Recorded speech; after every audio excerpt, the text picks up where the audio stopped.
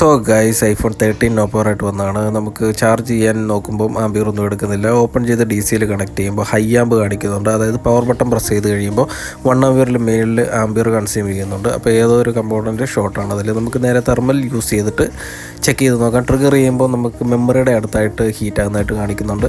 അപ്പം നമ്മൾ ചെക്ക് ചെയ്യുമ്പോൾ അവിടെ ഒരു കപ്പാസിറ്റർ ഉണ്ട്. അപ്പോൾ കോട്ടിംഗ് ഉള്ളതുകൊണ്ട് തന്നെ ഏതാണെന്നുള്ള കാര്യം കൺഫേം അല്ലായിരുന്നു. എന്തായാലും കോട്ടിങ് അവിടെ നിന്ന് ക്ലീൻ ചെയ്തതിന് ശേഷം ഒന്നുകൂടി നമ്മൾ തെർമൽ യൂസ് ചെയ്തിട്ട് ചെക്ക് ചെയ്ത് നോക്കാനാണ് പോകുന്നത്.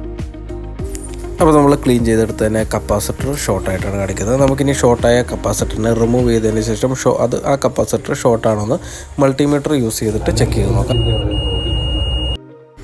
അപ്പോൾ നമുക്കിനി ഷോർട്ട് റിമൂവ് ചെയ്തിട്ടുണ്ട്. ഇനി റിമൂവ് ചെയ്ത കപ്പാസിറ്റർ നമുക്കിതിലേക്ക് റീപ്ലേസ് ചെയ്യണം. അതിനായിട്ട് നല്ല രീതിക്ക് ക്ലീൻ ചെയ്തതിന് ശേഷം കപ്പാസിറ്റർ റീപ്ലേസ് ചെയ്തിട്ട് നമുക്ക് കംപ്ലീറ്റ് ആയിട്ട് ക്ലോസ് ചെയ്തിട്ട് ഡിവൈസ് ചെക്ക് ചെയ്ത് നോക്കാം.